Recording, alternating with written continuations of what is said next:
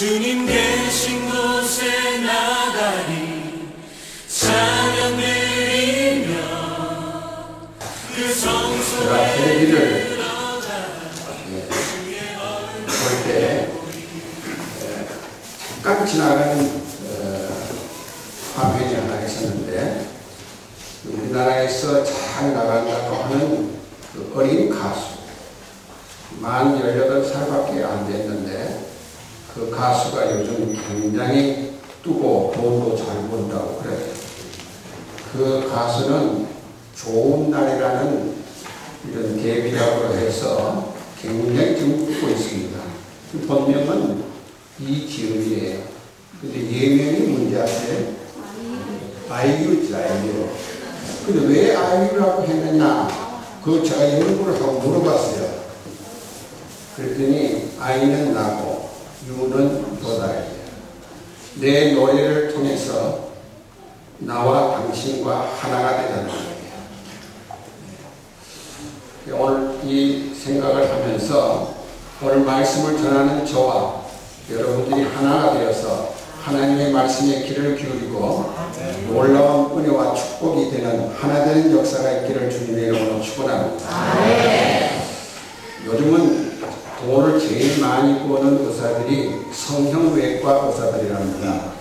혹시 여기서 조금 얼굴을 고치거나 눈썹을 고치거나 코를 고치신 분이 있으면 이해하고 들어주시기 바랍니다. 저는 그것이 잘했다 못했다 하는 말을 드리려고 하는 것은 아니에요. 근데 이 아이유라는 이 어린 가수의 얼굴을 보니까 코가 참 잘생겼어요. 그래서 제 마음속에는 이분이 코를 수술을 했는가 성형을 받은가 안 받은가 그건 물어보지를 않아서 잘 모르겠어요. 근데 어느 날 수요일 날 아침에 가수와 그 다음에 탤런트 중에서 10명의 성형 수술을 한 사람을 소개한 일이 있었어요. 근데 그 중에 제일 첫 번째 나오는 그 탤런트가 백아무개인데 그분이 성형 수술을 3번을 했다 그래요. 근데 그 3번 동안에 하는 동안에 돈이 얼마나 들었느냐 하면은 한 4천에서 5천만 원 정도 들었다 그랬어요. 그 이상은 제가 안 봤습니다. 이 성형에 대해서 이런 이야기가 있습니다. 한 가난한 집에 금실이 좋은 아내가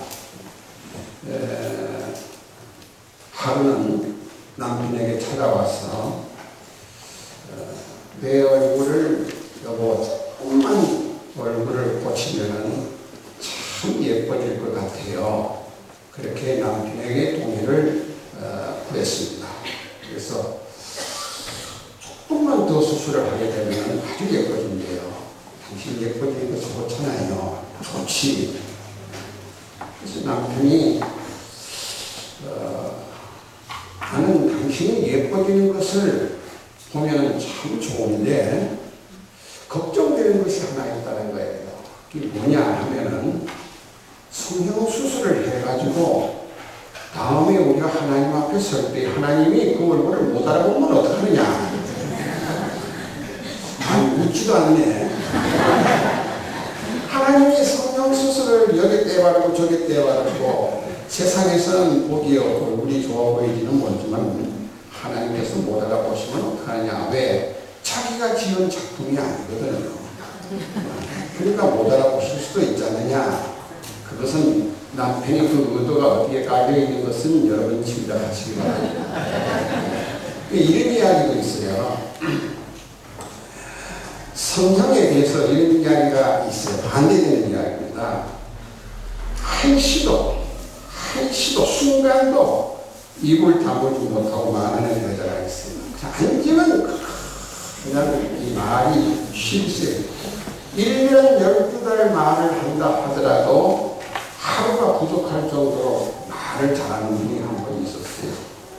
어느 날 아내가 남편에게 찾아와서 말했다. 여보, 오늘 내가 유명한 성형외과에 갔더니 그 성형외과의 과장님이 요 입술을 2번을만 꾸미면은 입술이 이쁘다 그래요. 그분이 입이 컸던 거냐. 요 2번을씩만 꾸미면은 입이 참 여자는 입술이 이뻐야 된다 그래요. 그러니까 당신 두 발만 꼬맸으면 좋겠다고 남편한테 동의를 구했다는 겁니다. 근데 남편이 그러면 두 발을 꼬는데 돈이 얼마가 든대? 50만 원만 하면 된대요. 50만 원. 그랬더니 남편이 뭐라고 하는지 아십니까? 내가 100만 원 줄 테니까 다 꼬매버려.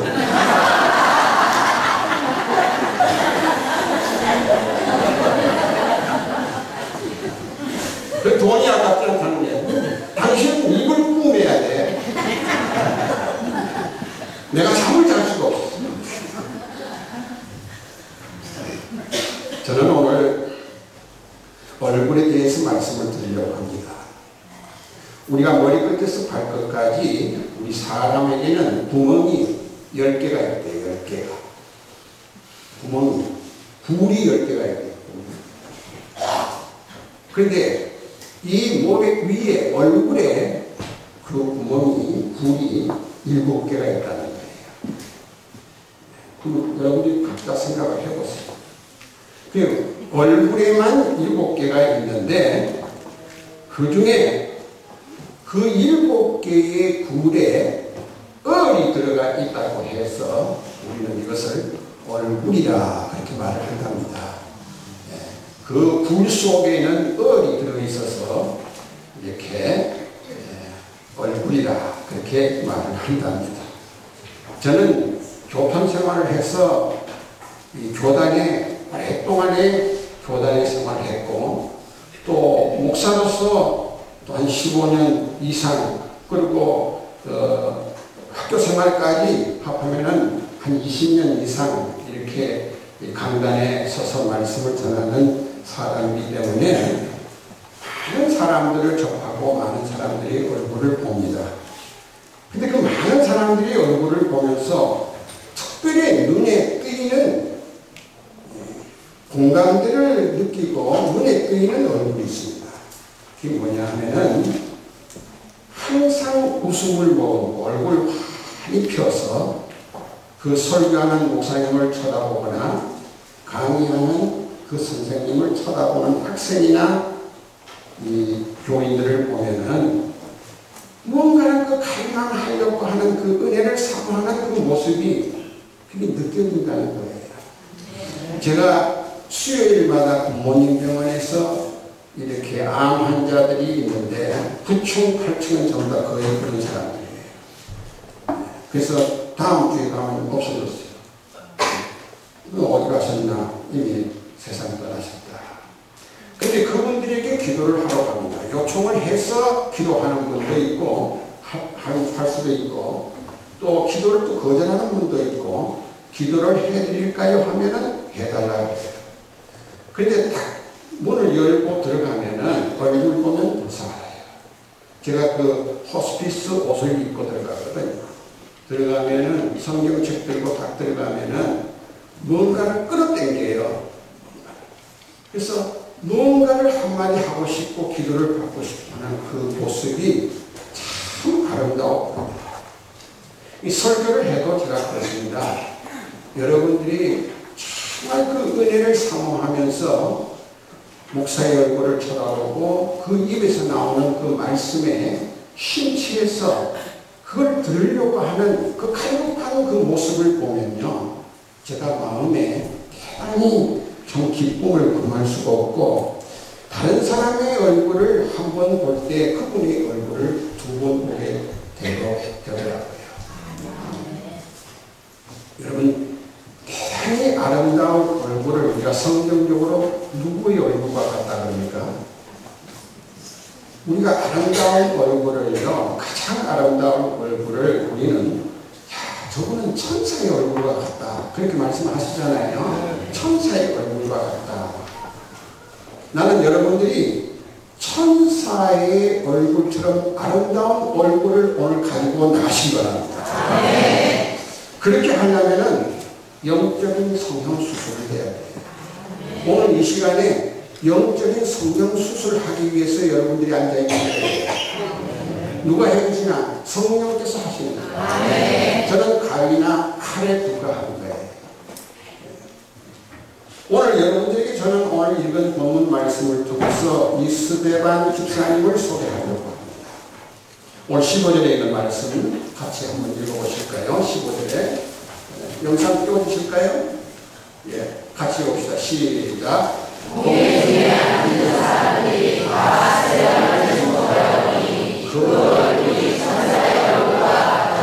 스데반의 얼굴이 뭐와 같다고요? 천사의 얼굴과 같다. 어째서 스데반이 천사의 얼굴과 같이 아름답게 보이느냐? 여러분, 우리의 이 얼굴 모양은요, 천성적으로 태어났기 때문에 어쩔 수는 없습니다. 그렇지만은 내 얼굴 표정이라든가 색깔이라든가 그 표정은 자기가 얼마든지 관리할 수가 있습니다. 그럼 어떻게 하면은 스데반처럼 이런 천사의 얼굴로 성형할 수 있을까? 오늘 이것이 우리가 풀어야 할 숙제인 겁니다. 어떻게 살면 우리가 천사의 얼굴처럼 이웃들에게 보여줄 수가 있을까? 뭐 간단한 거예요. 이게 뭐냐면은 스데반처럼 살면 되는 거예요. 따라합시다. 스데반처럼 살면 된다. 그 스데반은 어떻게 살았느냐? 스데반은 어떻게 살았느냐? 스데반은 성경을 보니까 영적으로 충만한 사람이라고. 뭐가 충만한 사람이라고요? 영적으로 충만한 사람입니다. 예, 6장 3절에 하고 그 다음에 6장 5절 하고 6장 8절에 보면은요, 예, 6장 3절을 다 나오셨네요. 예, 6장 3절에 보면 이제 제가 있습니다. 형제들아, 너희가 너희 가운데서 성령과 지혜가 충만하여. 지혜가 성령과 지혜가 충만하고, 그 다음에는 5절에 보면요, 믿음과 성령이 충만하여. 그런 말씀이 나옵니다.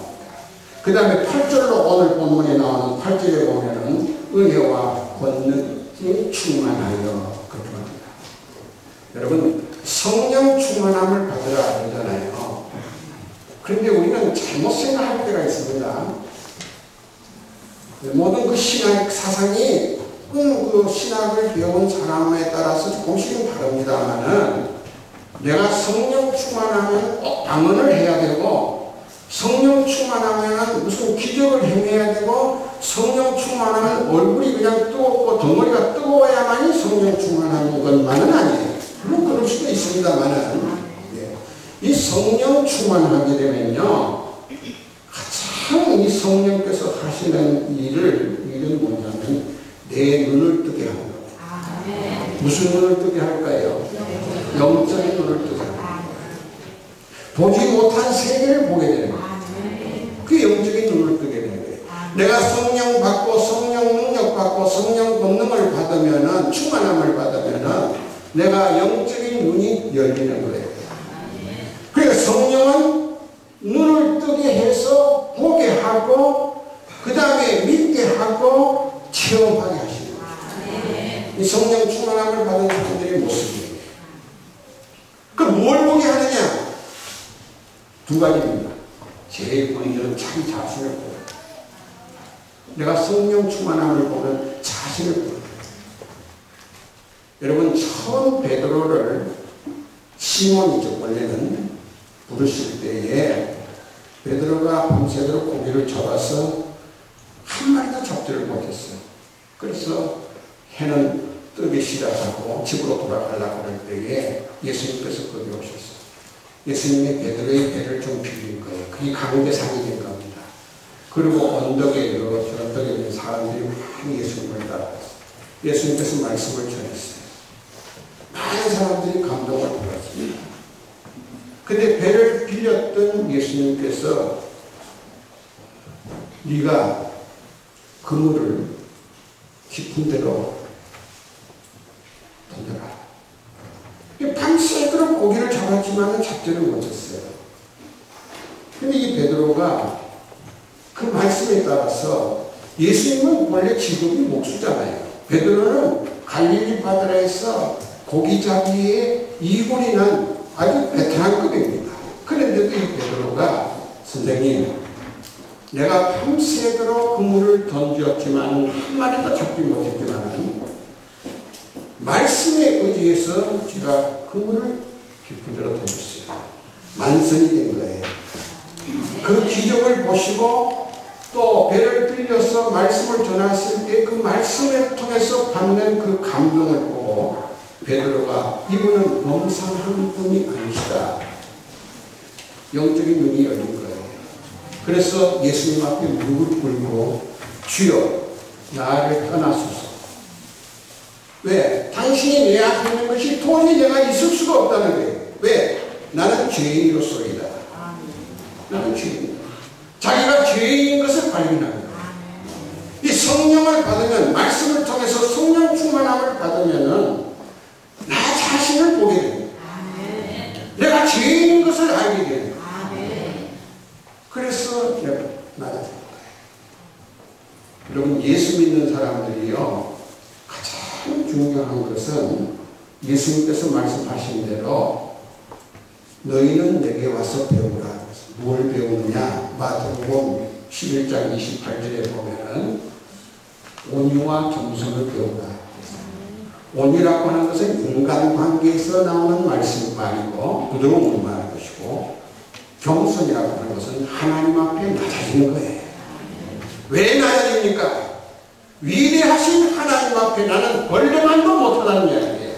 그러니까 사도 바울이 나는 죄인 중에 괴수라. 그건 뭡니까? 성령 충만함을 받은 사람이 이런 고백을 하게 될 줄 믿습니다. 그 다음에 내 자신을 보면요, 이게 이웃이 보이는 거예요. 여러분 얼마나 청년들이고 정말 청소년들이고 부모들까지 어른들까지 얼마나 이기적입니까? 예? 여기 나이 많은 분들은 아마 다 기억. 옛날에는 그랬잖아요. 그런 이기적이 나만 알고 살았어요. 나만 알고. 오직 나예요.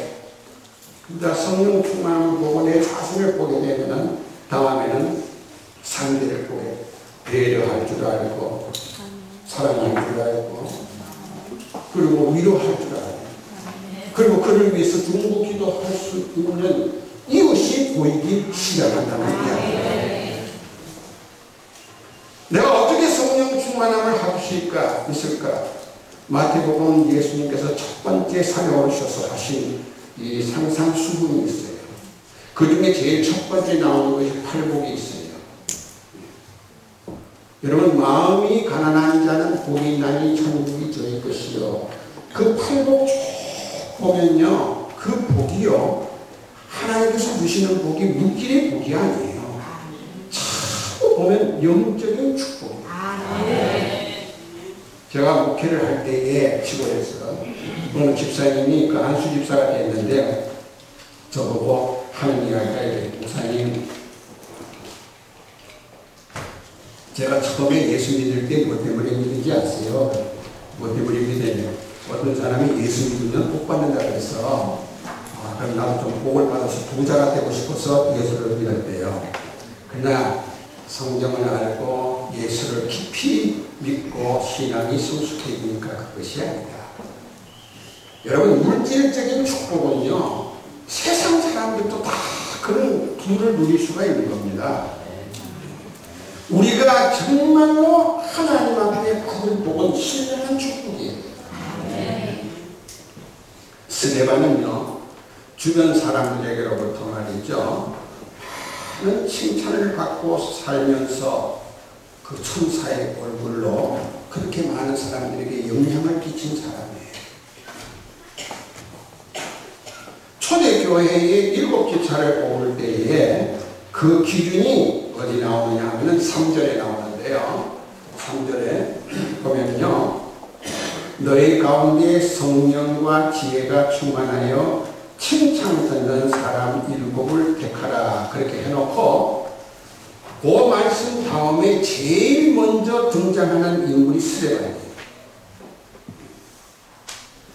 지혜가 충만하고 성령이 충만하고 칭찬 받는 사람 7명 중에서 제일 먼저 등장하는 사람이 스데반이에요.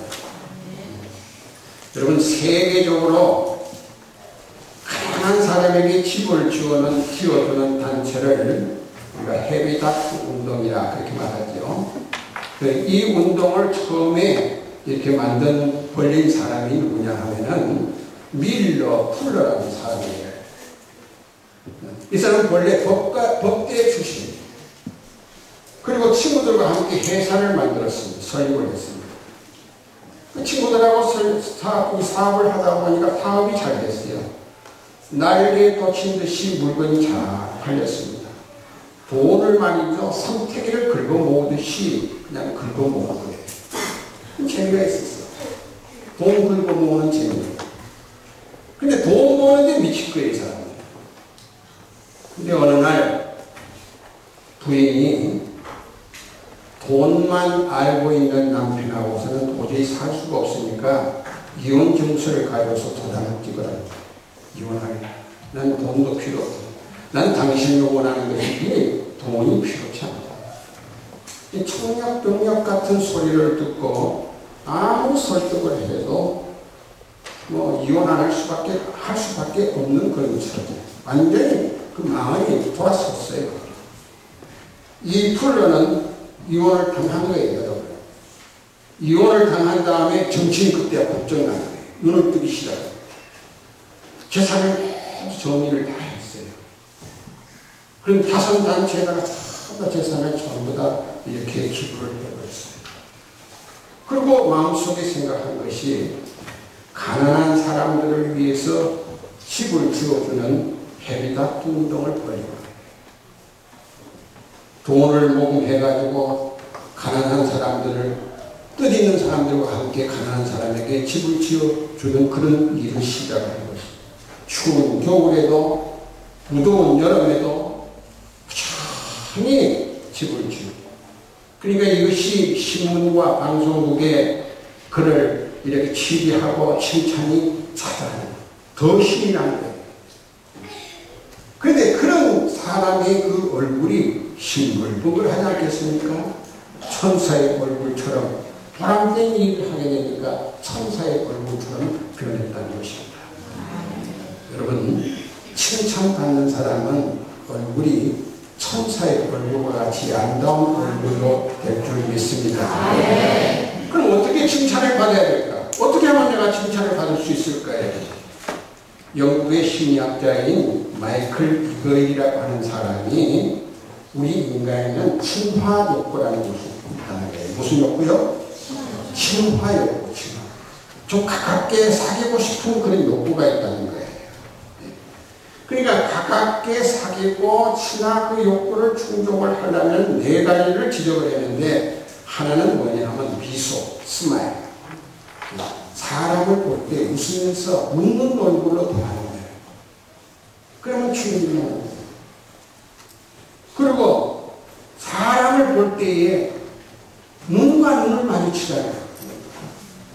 제가 여러분들의 얼굴을 보고 여러분들이 내 얼굴을 볼 때에 그것이 통하는 거예요. 여러분이 부부간에 말할 때도 눈과 눈을 맞추세요. 그럼 정당해지는 거예요. 웃으면서 말씀을 하세요. 인상쓰고 하지 마시고. 그 다음에 대화예요, 대화. 모든 문제는 대화예요. 그 다음에 접촉이에요. 손을 잡는 거예요. 사랑하는 사람의 손을 잡으면서 눈을 마주치고 대화를 통해서 웃는 얼굴로, 그러면 그 사람하고 친해진다. 이 말을 다시 말하면 어떤 사람하고 친하고 싶어질 때에 그 사람에게 미소를 보내거나 다정하게 쳐다보면서 눈을 서로 마주보고 다정스럽게 대화를 나누고 가까이 다가가서 손을 잡고 접촉하면서 하면 아주 그 친화적인 그런 관계를 이루어요. 기독교는 한마디로 말해서 관계예요. 예수님이 왜 이 땅에 오셨습니까? 하나님과 우리 인간이 원수되었던 이 관계를 다시 회복시키기 위해서 이 땅에 오신 거 아니겠어요? 우리 교회에 왜 예수 믿고 왜 말씀 듣고 왜 주일날 예배 드립니까? 여러분, 점심시간에 식사를 하는 거 거기에 큰 뜻이 있어요. 우리가 예배 드릴 때에 찬양하고 기도하고 말씀 듣고 예물을 드리고 인사하면 다 되는 걸로 알죠. 그 다음에 가장 중요한 것이 있습니다. 그게 뭐냐? 친교예요. 사람이요, 밥을 먹을 때가 제일 마음이 편안한데요. 밥 먹을 때에 화낸 사람은 영락없이 취해버려요. 그러니까 우리가 식당에서 이렇게 봉사자들을 통해서 우리가 함께 상에서 밥을 먹는 것은 점심 먹고 예배 드리기 위해서 예배 드리는 게 아니에요. 목적은 인간 관계, 아름다운 관계를 친교를 위해서 있는 거예요. 그게 예배의 일종이에요. 여러분, 가진 것 없이요, 돈 없이 줄 수 있는 그런 여러 가지 베풀 수 있는 몇 가지 방법이 있어요. 얼굴에 화색을 두고 부드럽게 정다운 얼굴로 대하는 거. 돈 안 들잖아요. 또 칭찬해 주는 말, 고운 말 쓰는 거, 격려의 말. 그 다음에 마음의 문을 열고 친절한 마음으로 바꾸는 것. 사랑과 호의가 깃들인 눈으로 상대방을 바라보는 것. 이 돈 안 들지 않습니까? 그럴 때에 우리가 친해지는 거예요. 친해져야만이 우리가 전도의 열매가 맺어질 수 있지 않습니까? 지난 얼마 전에 수요일날 김강준 목사님 말씀 중에서 제가 쭉 어필이 되는 그런 말씀이 있어요. 우리가 전도를 해야 되잖아요.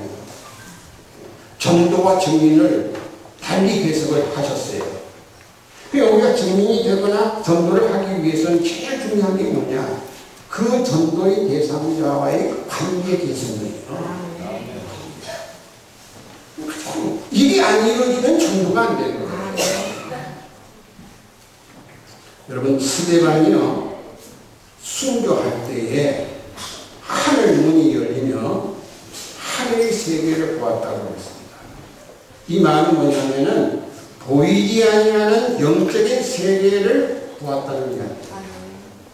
우리 사도행전 7장 55절에서 56절에 있는 말씀 우리 한번 같이 읽어보시겠습니다. 사도행전 같이 읽겠습니다. 시작. 스데반이 성령이 충만하여 하늘로부터 성하여 하나님의 영광과 이 예수께서 하나님의 소식을 보고 바다에 보라 하늘이 열리고 인자가 하나님 문에 서신 것을 보라 하되. 뭐가 열렸다고요? 하늘이. 육신의 눈으로서는 하나님을 볼 수가 없습니다. 우리가 크리스찬은요, 이 영적인 세계를 볼 줄 아는 사람들이에요. 스데반이 이와 같은 천사의 얼굴을 할 수 있었다고 하는 것은 그가 하늘을 바라보고 하늘 문이 열려서 하늘의 세계를 보는 사람이었기 때문에 그런 겁니다. 스데반이요, 돌에 맞아 죽으면서 기도를 했을 때 어떤 기도를 했습니까? 7장 59절에서 60절에 있는 말씀, 이 유언적인 기도예요. 같이 읽읍시다. 시작. 무릎을 꿇고 크게 올라가되 주여 이 죄를 저들에게 물지 마옵소서. 이 말을 하고 자라. 형제들아, 너희 가운데서 성령과 지혜가 충만하여 칭찬하는 사람 일곱을 택하라. 우리가 이 일을 저희에게 맡기고. 예, 인터넷 모니터에 뜨는 것이 잘못되어 있네요. 제가 읽어드리겠습니다. 59절에서 60절에 있는 말씀인데요. 저희가 돌로 스데반을 치니 스데반이 부르짖어 가로되 주 예수여 내 영혼을 받으시옵소서 하고 무릎을 꿇고 크게 불러 가로되 주여 이 죄를 저들에게 돌리지 마소서. 이 말을 하고 자기라. 저는 오늘 설교 포인트를 여기가 둡니다.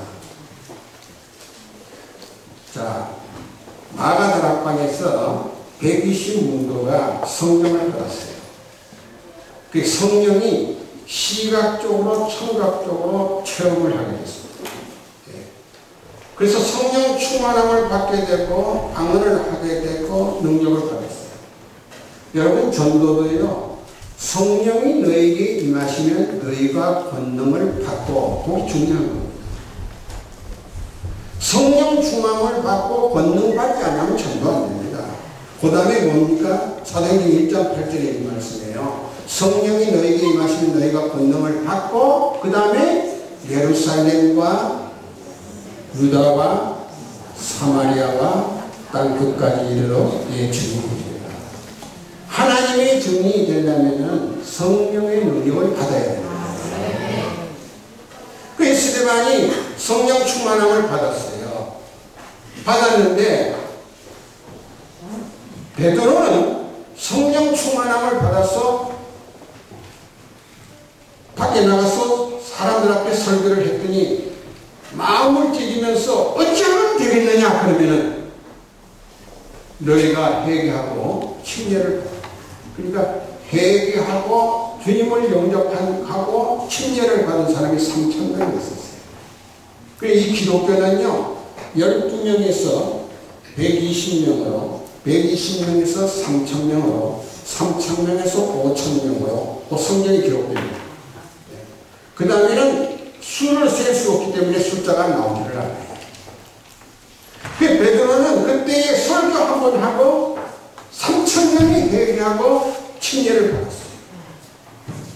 그런데 오늘 이 본문에 나온 이 스데반은 베드로와 같이 똑같이 성령 충만함을 받고 모든 유대인들 앞에서 설교를 했어요. 그랬더니 유대인들이 이를 갈고 그 멱살을 쥐어서 끌고 바깥으로 걸어서 가운데 놓고 돌을 치는 거예요. 그래서 돌에 맞아 죽은 거예요. 그래서 스데반이 순교를 당하는 거예요. 우리가 인간적으로 볼 때는 스데반이 대단히 억울하다. 설교 한마디 하고선 죽어버렸어요. 여러분 여기서 놀라운 하나님의 진리를 우리는 영적인 진리를 발견해야 돼요. 왜 그러냐?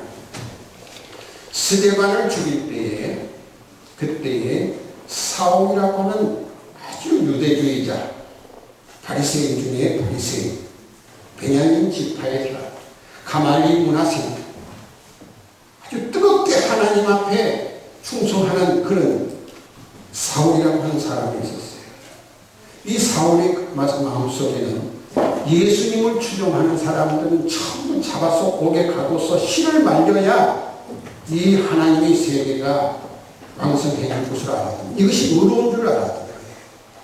근데 이 사울이 돌을 던져서 이 스데반을 죽이는 돌을 던지는 사람들이 옷을 전부 벗어서 자기 팔 오른팔에 거기에 놓게 했어요. 이게 뭐냐? 너희들이 돌을 던져서 그를 죽여도 그 죽인 죄값은 내가 받겠다. 지금은 내가 지겠다. 이것이 옳은 일이고 이것이 의로운 일이라고 사울은 생각합니다. 그런데 이 스데반을 볼 때 돌에 맞아서 이렇게 죽을 때 스데반이 돌을 맞으면서 피투성이가 되면서 돌 던지는 사람을 향해서 원망하지 않아요. 얼굴이 천사의 얼굴로. 그리고 돌을 던지는 사람을 보는 것이 아니라 하나님의 보좌를 보고 있다는 거예요.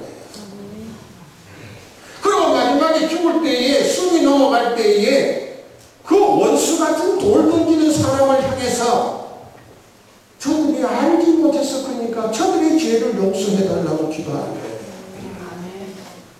여러분 사울이 바울이 된 것은 이때부터 그 마음속에서 이 복음의 씨가 싹이 트기 시작합니다. 저분은 도대체 어떤 사람이기 때문에 돌 던지는 사람에게 원망 한마디 하지 아니하고 하늘을 우러러보고 마지막 숨 넘어갈 때에 어떻게 그 돌 던지는 사람의 죄를 사해달라고 용서해달라고 저렇게 기도를 하고 있는가. 그때부터 이 마음이 들끓는 것이죠. 물어봅시다. 예수님이 이 땅에 왜 오셨습니까? 예수님이 이 땅에 오신 것은 한마디로 말하면 죽으러 온 거예요.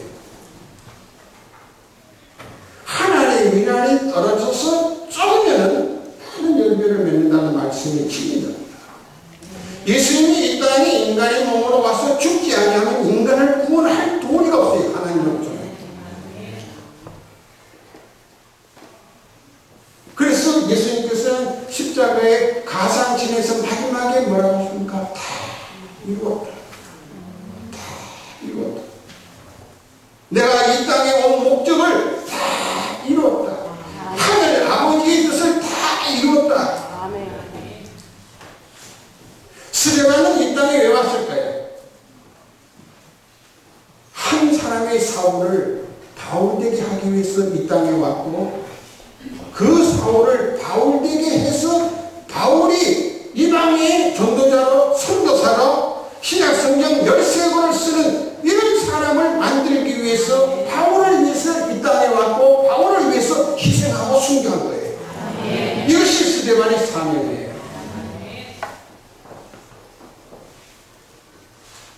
제가 요셉의 이야기를 한마디 하고 마치겠습니다. 37장에서부터 창세기 50장까지 요셉의 이야기가 나와요. 요셉의 이야기가 꿈을 꾼 이야기부터 시작해요. 그 꿈 때문에 형님들에게 왕따를 당하고 미디안 상인들에게 팔려가고 보디발의 집에서 노예 생활을 하고 억울한 누명을 쓰고 감옥에 갇혔어. 그 다음에 바로가 꿈을 꾸어서 해몽을 하지 못하는 박사들이 있어서 그 요셉을 함께 감옥에 들어갔던 그 신하가 요셉을 전거해서 꿈을 해몽을 해요. 꿈을 해몽을 해주는데 그 해몽을 해줄 때 바로에게 하는 말이 뭐라고 했느냐 하면요. 자, 봅시다. 꿈을 해몽을 다 해줬어요. 그러니까 그랬더니 신하들이 오늘 본문에 보면 바로와 그 모든 신하가 이 일을 좋게 여긴지라. 뭐 꿈 이야기 다 하시잖아요. 해몽하는 이야기. 그러니까 그 꿈을 해몽을 해드리니까 바로도 그렇고 신하들도 그 꿈 해몽해주는 요셉의 이야기를 듣고 좋게 여겼다. 요셉은요, 성경에 기록되지 않았지만은 미드라시라고 하는 이 긴 이야기를 보면요, 그 당시에 요셉이 최고의 미남이었대요. 얼마나 잘생긴지 몰라요. 그러니까 이 보디발의 아내가 유혹을 하지요. 그런 잘생긴 어깨고 뭐 균형 잡혀 최고의 미남이었다는 거예요. 근데 이 요셉이 이 감옥에서 시험을 기르고 그 다음에 털복숭이 같이 해가지고 그 계수복을 입고 하니까 뭐 엉망이겠죠. 그러나 바로의 꿈을 해몽하기 위해서 들어갈 때에 다 모욕을 하고 수염을 깎고 그 다음에 바로를 만나기 위한 옷을 입고 바로 앞에 다 섰을 때에 거기에 있는 관료들과 바로가 탐복을 한 거예요. 저런 유일한 미소년이 있나?